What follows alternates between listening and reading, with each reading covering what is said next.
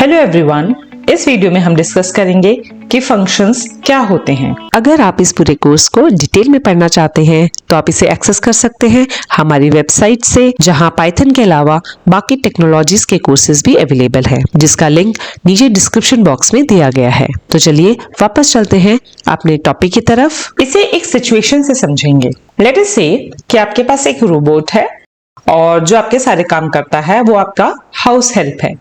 आप उसे बोलते हैं कि मुझे एक कप चाय पिलाओ। तो अब रोबोट नहीं जानता कि चाय कैसे बनाते हैं, तो आप उसे बताते हैं कि एक पैन लो, उसमें पानी डालो, दूध डालो, चाय पत्ती डालो, चीनी डालो, अदरक डालो और उसे बॉईल करो 5 मिनट और फिर उसे छान कर एक कप में दे दो। तो रोबोट ने बना दिया। अब ये चाय आपको दिन में 3 बार पीनी है। तो दिन में आप जब दोबारा बोलते हैं कि चाय बना दो, तो दोबारा पूछता है कि कैसे बनाना है, फिर आप उसे दोबारा ये प्रोसेस समझाते हैं। फिर शाम को जब आपको चाय पीनी है, आप उसे दोबारा बोलते हैं कि चाय बना दो, दोबारा वो प्रोसेस पूछता है और आप उसे दोबारा प्रोसेस बताते हैं। तो ये बहुत ही ज्यादा कम्बरसम प्रोसेस है। एक ही प्रोसेस हम बार बार रिपीट कर रहे हैं, बहुत कंफ्यूजन होती है, इरिटेशन होती है, टाइम वेस्ट होता है।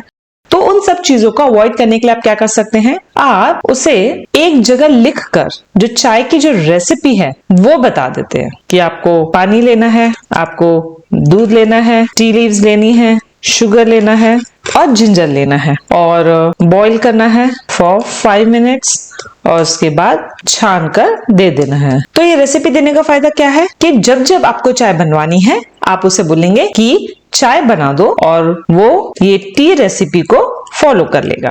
इसी तरह से अगर हमें कुछ प्रोग्राम या कोड के कुछ पीस हमें बार बार यूज करने हैं, तो इंस्टेड ऑफ कि हम उन्हें बार बार टाइप करें, हम उस पीस ऑफ कोड को जो बार बार रिपीट होने वाला है उसे डिफाइन कर लेते हैं एज फंक्शन। तो यहाँ पे हम अपना इसमें कोड लिख देते हैं और जब जब मुझे इस कोड की जरूरत पड़ेगी मैं इस फंक्शन को कॉल कर लूंगी। इससे मेरा टाइम बच जाएगा, मेरा जो कोड है वो ज्यादा रीडेबल हो जाएगा और हम अपने कोड को बार बार रीयूज कर पाएंगे। तो हम कह सकते हैं कि function is a user defined piece of code और वो तभी काम करता है जब हम उसे कॉल करते हैं। यानी कि आपका जो रोबोट है वो तभी चाय बनाएगा जब आप उससे चाय बनाने को बोलेंगे। इसके फायदे क्या है? सबसे पहले रीयूजेबिलिटी ऑफ द कोड, हम अपने कोड को बार बार यूज कर सकते हैं। दूसरा, रीडेबिलिटी ऑफ द कोड, जब हम कोड लिखते हैं तो बहुत लंबा और कॉम्प्लिकेटेड दिखाई देता है, लेकिन अगर उसे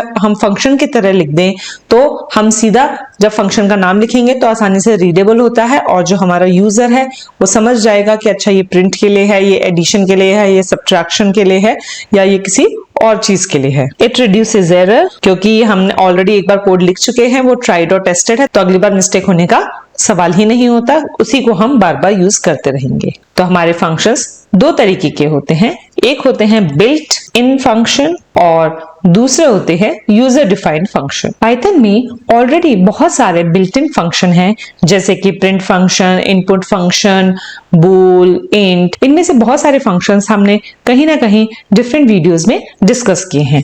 अगर आप सारी बिल्ट इन फंक्शंस की लिस्ट जानना चाहते हैं और वो क्या करते हैं तो आप वो इस लिंक से देख सकते हैं। अगली वीडियो में हम डिस्कस करेंगे यूजर डिफाइंड फंक्शन। तो इस वीडियो में बस इतना ही, मिलेंगे अगली वीडियो में यूजर डिफाइंड फंक्शंस के साथ। Thank you.